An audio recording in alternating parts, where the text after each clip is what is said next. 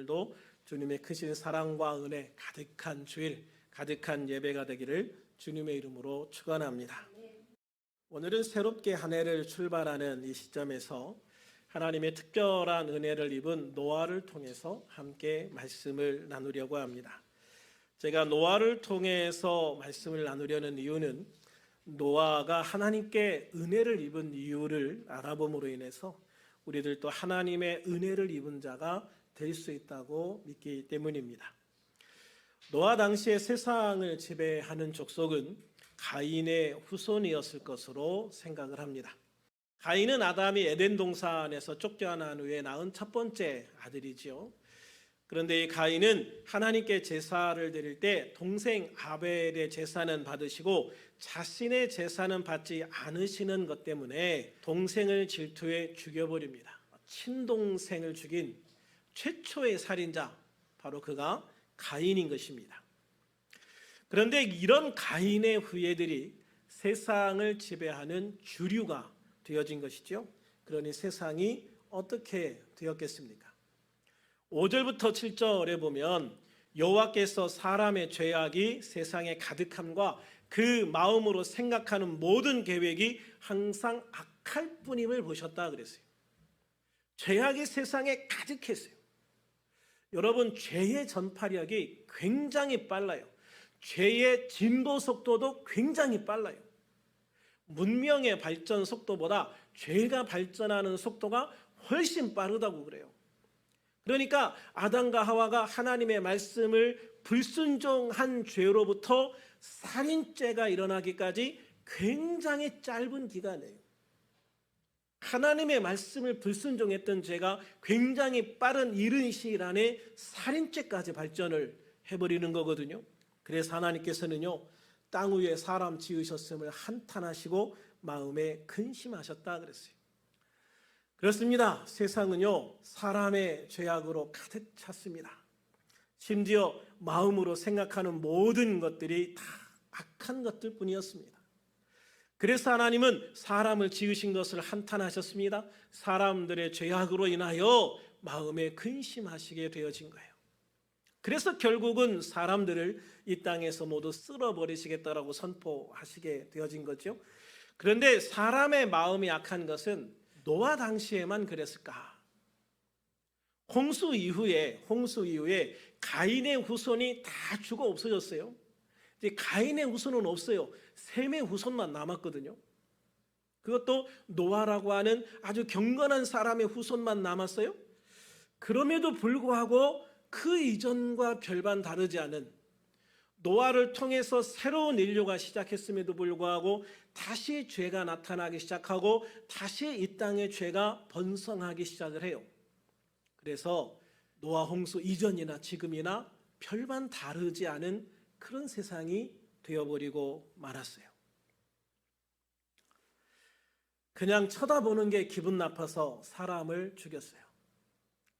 나보다 잘 사는 것 같아서 그게 기분 나빠서 사람을 죽였어요.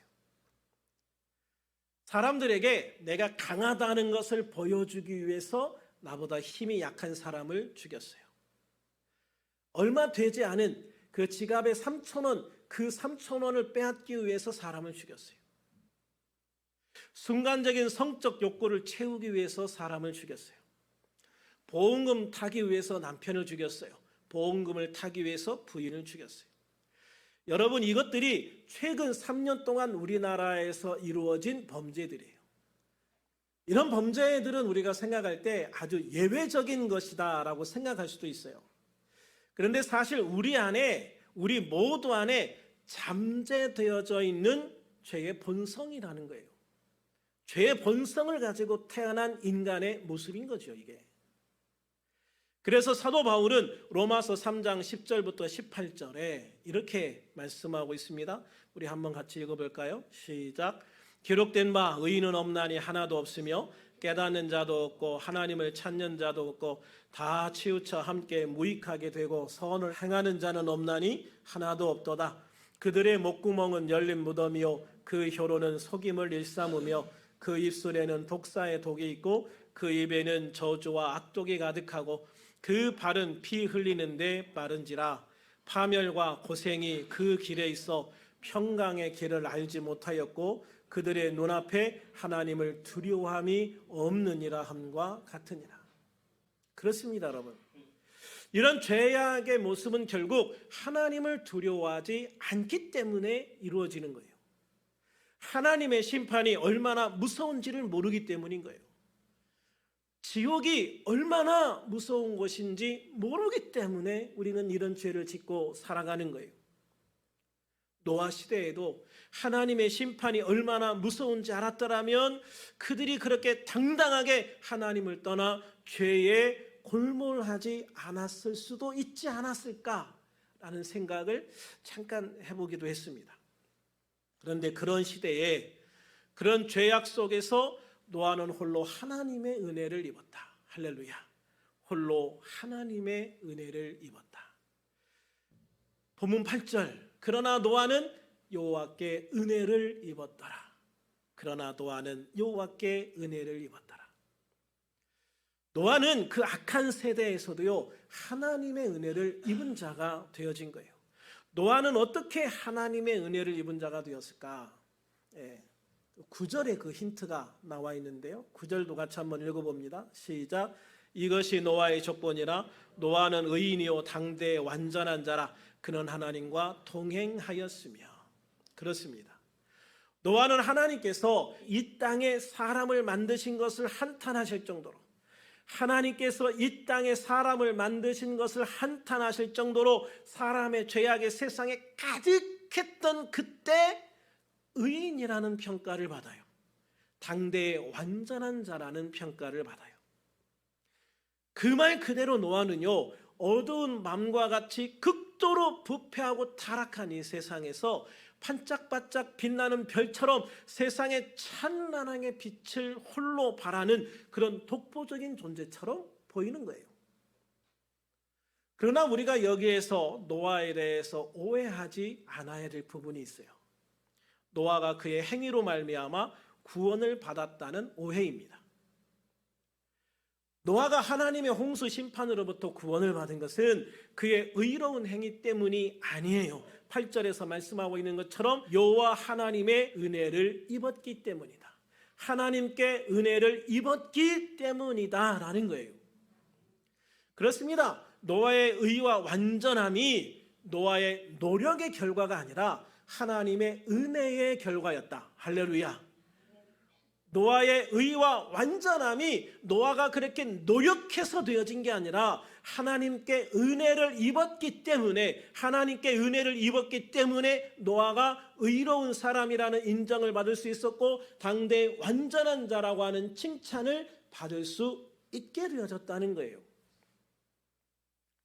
이해하기 어렵죠. 좀 더 쉽게 다시 설명을 하자면, 노아가 의인이요 당대의 완전한 자라는 평가를 받게 된 것은요, 하나님께서 노아에게 특별한 은총을 베푸셔서 부패하고 타락한 세상 속에서도 여호와 하나님을 믿고 신앙을 지킬 수 있는 그런 힘과 능력을 주셨기 때문이라는 거예요. 때로는 도움의 손길을 베풀어 주셨고, 때로는 피할 길을 열어주셨고, 때로는 구원의 손길을 베풀어 주셨기 때문이라는 거예요. 유명한 주석가가 이 부분에 대해서 이렇게 설명을 하셨더라고요. 하나님께서 그렇게 노아에게 특별한 은혜를 베풀어 주지 않았다면 노아는 결코 의인도 당대의 완전한 자라는 평가도 받지 못했을 것이다. 로마서 3장 9절에 보면은요, 유대인이나 헬라인이나 다 죄 아래에 있다고 우리가 이미 선언하였느니라 라고 선언하셨어요. 10절에는 의인은 없나니 하나도 없다라고 재차 선언하시죠. 이것이 아담이 죄를 짓고 에덴 동산에서 쫓겨난 이후 모든 사람에게 적용되는 말씀이에요. 노아 시대는 물론이요, 지금도 그리고 앞으로도 영원히 주님이 다시 오셔서 심판하실 때까지 이 선언에서 자유로운 사람은 아무도 없는 거예요. 다만 예수 그리스도의 십자가 은혜를 통해서 죄사함을 받고 의롭다 하심을 받은 성도만이 심판에서 구원받게 되어지는 것입니다. 노아 역시 죄 아래 있는 존재였습니다. 그러나 노아는 하나님의 은혜를 받았습니다. 왜 노아만 하나님의 은혜를 입은 자가 되었을까? 사실 이게 중요한 핵심이거든요. 그 이유는 그 어두운 시대에 하나님을 바라보는 사람이 되었기 때문입니다. 하나님과 동행하는 사람이 되었기 때문이죠. 그러면 노아는 왜 하나님을 바라보고 하나님과 동행하는 사람이 되었을까? 그 힌트가 창세기 5장 21절과 22절에 있어요. 같이 한번 읽어볼까요? 시작. 에녹은 65세에 무두셀라를 낳았고 무두셀라를 낳은 후 300년을 하나님과 동행하며 자녀를 낳았으며. 자, 여기에서 보면은요, 에녹이 무두셀라를 낳은 이후에 하나님과 동행했다라는 기록이 있어요. 에녹이 무두셀라 낳기 이전에는 어떻게 살았는지 몰라요. 그러나 분명한 것은 무두셀라라는 아들을 낳은 이후에는 에녹이 정말 하나님과 완전하게 동행하는, 하나님만 온전하게 바라보고 하나님만 믿고 하나님과 함께하는 그런 삶을 살았다라고 말씀하고 있는 거예요. 그러면 왜 무두셀라라는 아들을 낳은 다음에 에녹의 삶이 이렇게 바뀌었을까? 이 무두셀라라는 이름에 그 힌트가 있어요. 이 무두셀라라는 이 말을 문자적으로 딱 해석을 하면 창을 던지는 사람이라는 뜻이에요. 그런데 이 이름의 어원을 살펴보면 그가 죽으면 세상에 끝이 온다라는 의미를 가지고 있어요. 왜 이런 의미가 되냐면 고대에서는 동네마다 창을 들고 동네를 지키는 사람이 있었대요. 그 마을이 있으면 마을 입구에 창을 든 사람, 일종의 그 마을을 지키는 수비대였겠죠. 이 마을의 입구에 창을 든 사람이 딱 지키고 있는데 매적이 쳐들어왔을 때 이 사람이 물리치면 이 마을이 온전한 건데 외적이 쳐들어왔을 때 이 창을 든 사람이 죽어버리면 그 마을은 끝이에요. 창을 든 사람이 죽으면 그 마을은 끝나는 거예요. 완전히 정복당하고 노략당하고 파괴되는 거예요. 그래서 예로부터 사람들에게 창을 든 사람이 죽으면 우리는 끝이다, 이렇게 여겨져 왔던 것이죠. 그런데 하나님께서 무두셀라, 창을 든 사람, 창을 던지는 사람이라는 그 이름을 이 땅에 딱 보내셨잖아요. 그래서 이 무두셀라가 죽으면 세상도 끝난다라는 의미로 사람들에게 읽혀지게 되어진 거죠. 실제적으로 무두셀라가 죽은 해에 노아 홍수가 일어나는 거예요. 무두셀라가 죽고 얼마 지나지 않아서 홍수가 나서 세상의 모든 사람들이 노아를 뺀, 방주에 탄 노아 가족을 뺀 나머지 모두가 심판을 받게 되어지는 거예요. 그러면 왜 에녹은 아들 이름을 무두셀라라고 지었을까? 성경에는 나와 있지 않지만 아마도 무두셀라를 낳을 때 하나님의 특별한 계시를 이미 받았던 것으로 보여집니다. 물로 세상을 심판하실 것이다 라는 예언을 들었던 거죠. 그래서 에녹은요, 그 아들의 이름을 무두셀라로 짓고 그 이후 하나님과 동행하는 삶을 살았던 거예요. 하나님이 심판하신다는 메시지를 들었기 때문에, 하나님의 심판에 대한 예언을 들었기 때문에 무두셀라는 이제부터 정신을 차리고 하나님과 동행하는 삶을 살 수밖에 없었던 것이죠. 그리고 에녹은 심판에 대한 분명한 하나님의 음성을 무두셀라에게 전해주었을 것이고, 무두셀라는 그 아들에게 전해주었을 것이고, 그 아들은 또 그 아들에게 전해주었을 거예요. 그래서 노아는 증조 할아버지인 에녹과 할아버지인 무두셀라처럼 하나님을 바라보고 하나님을 믿고 하나님과 동행하는 사람이 될 수밖에 없었다. 왜? 심판의 메시지를 들었기 때문에. 이게 여러분 굉장히 중요한 거죠. 그래서 우리가 이 세상을 심판하시는 하나님을 알아야, 이 세상을 심판하시는 하나님을 알아야 어떻게 해야 그 심판으로부터 구원받는지를 알아야, 그리고 그 심판의 결과가 얼마나 참혹한지를 알아야 우리가 하나님을 온전히 바라볼 수 있는 사람이 되는 거예요. 예수 믿는 사람들 중에서도 신앙생활 엉터리로 하는 사람들 많습니다. 그냥 명목상으로만 그리스도인인 사람들이 많아요. 정말 교회 다니는 모든 사람들이 예수님이 다시 오실 때 구원받을까? 천국 갔을 때 교회 다니는 모든 사람들이 다 천국에 있을까? 아니라고 봅니다. 교회를 다니는 사람들 중에서도 정말 내가 예수 그리스도를 진실하게 내 마음에 영접한 사람이 있고 그렇지 않은 사람이 있는 거예요. 그래서 정말로 예수님을 내 마음에 온전히 영접하고 하나님의 그 은혜를 내가 온전히 입은 사람, 하나님의 은혜를 온전히 입은 사람은 구원을 받는 것이고, 그렇지 못한 사람은 구원에서 열외될 수밖에 없는 거예요. 노아는요, 증조 할아버지 에녹과 할아버지 무드셀라에게 정말 귀가 따갑도록 이 말씀을 어릴 때부터 들었을 거예요. 저 세상이 멸망할 날이, 하나님의 심판이 임할 날이 얼마 남지 않았다. 그러니 정신 차리고 저 사람들처럼 저렇게 막 살면 안 된다. 저렇게 죄를 지으면서 살면 안 된다. 우리만이라도, 우리 가정만이라도 하나님의 온전한 가운데 거해야 된다. 하나님과 동행해야 된다. 얼마나 어릴 때부터 가르쳤겠습니까? 노아가요, 그렇게 어릴 때부터 늘 하나님과 동행해야 될 이 필요성에 대해서 들었기 때문에 노아는 자연스럽게 하나님과 동행하는 사람이 되어질 수 있었고, 그렇기 때문에 하나님께 은혜를 입은 사람이 될 수 있었다는 것이죠. 그래서 여러분, 어릴 때 하나님 말씀 듣는 것, 우리 자녀들에게 하나님의 말씀을 가르치는 것, 우리 자녀들이 교회 안에 정착할 수 있게 만드는 것, 이게 무엇보다도 중요한 거예요. 세상에 돈보다, 명예보다, 권세보다 더 중요한 게 우리 자식들이 예수 잘 믿을 수 있도록 만들어주는 거예요. 교회에 정착할 수 있도록 만들어주는 거예요. 하나님의 은혜 안에 머물 수 있도록 만들어주는 거예요. 이것보다 뭐가 더 중요하겠습니까? 30대, 40대, 50대, 60대 이럴 때 전도되어지는 사람들을 보면은요, 70%가 어떤 경력이 있냐면 그 이전에 어릴 때 단 몇 번이라도 교회를 갔던 경험이 있는 사람이에요. 내가 살면서 60평생 한 번도 교회 가본 적이 없습니다.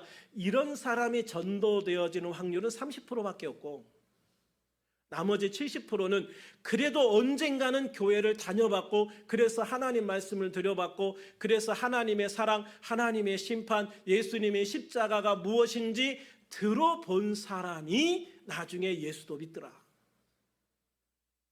그러니까 어릴 때부터 하나님의 말씀을 들려주는 게 얼마나 중요한지를 알아야 하는 것이죠. 그래서 올 한 해 제가 기도하면서, 하나님, 올해는 우리 성도님들의 자녀들이 다 교회 나올 수 있는 그런 해가 될 수 있도록 해주십시오 라고 간절히 기도하고 있습니다. 우리 자녀들이 정말 교회 안에서, 예수님 안에서, 믿음 안에서 정착할 수 있는 그런 귀한 은혜가 있는 복된 해가 되기를 주님의 이름으로 축원합니다. 그래서 우리가 정말 주님 안에서 이 세상을 심판하실 주님을 바라봐야 될 줄로 믿습니다. 예수 그리스도의 십자가 은혜를 통해서 우리를 구원하실 주님을 바라볼 수 있어야 된다는 거예요. 그리고 예배를 통해 주님과 동행하는 삶을 사는 것에 힘을 써야 돼요. 말씀과 기도로 주님과 하나 되는 것에 힘을 써야 돼요. 자녀들에게도 하나님의 말씀을 가르치고 전하는 데 힘을 써야 해요. 그래서 우리 모두가 하나님의 은혜를 입은 자가 돼야 될 줄로 믿습니다. 2024년은 따라합시다. 하나님의 은혜를 입은 해가 되자. 은혜를 입는 해가 되자. 은혜를 입는 해가 되자. 할렐루야. 우리가 정말로 하나님의 큰 은혜를 받아서 우리 모두가 다 하나님의 은혜 가운데 채워지고, 피할 길을 여시고 승리케 하시는 그 주님의 은혜와 함께 할 수 있는 우리들이 될 수 있기를 우리 주님의 이름으로 축원합니다. 오늘 말씀 생각하면서 우리 한 1분만